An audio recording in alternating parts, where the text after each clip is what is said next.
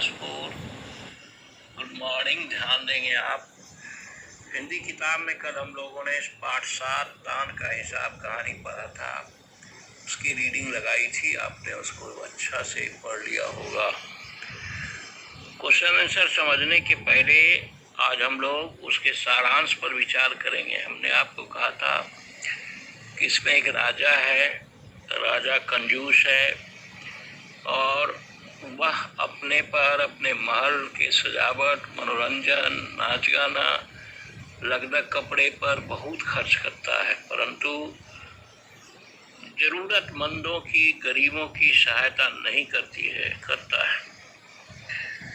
एक बार उसके राज्य में अकाल पड़ता है। लोग मांगने के लिए आते हैं कि 10,000 रुपये गरीबों की सहायता के लिए दिया जाए। लोग भूखों मर रहे हैं, लेकिन वह 1 रुपया भी देने को तैयार नहीं होता। इसके बाद एक सन्यासी उसके पास आते हैं और वह कहते हैं कि मैं बहुत कम भिक्षा लेता हूँ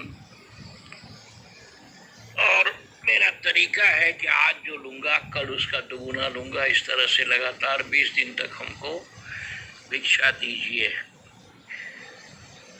राजा कहता है कि पहले सुने भी तो, पहले दिन कितना लेते हो?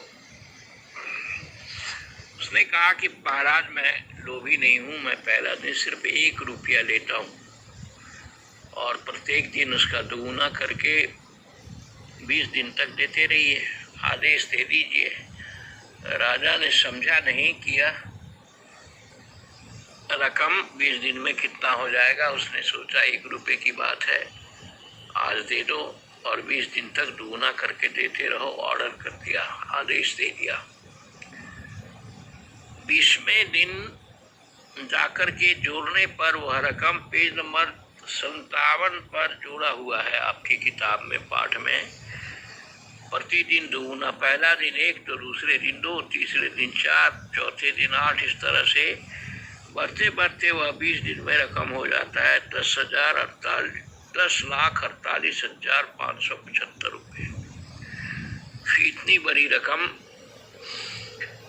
10 दिन के बाद भंडारी और मंत्री हिसाब जोड़कर देखते हैं तो बेहोश होने लगते हैं। राजा को कहा जाता है तो राजा भी बेहोश हो जाता है सुन करके। अंत में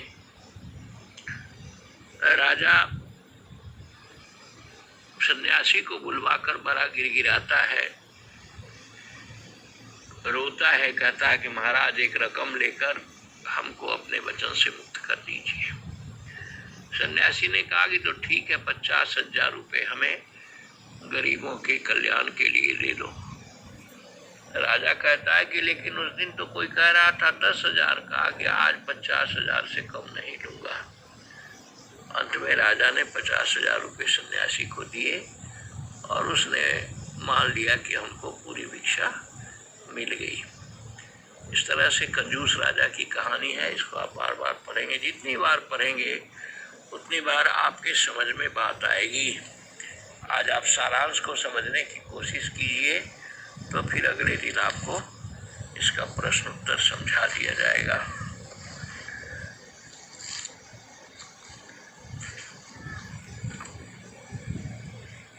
हम लोगों ने इस तरह से इसका सारांश पढ़ लिया और अच्छी तरह से आप इसको याद करेंगे, पढ़ेंगे बार बार।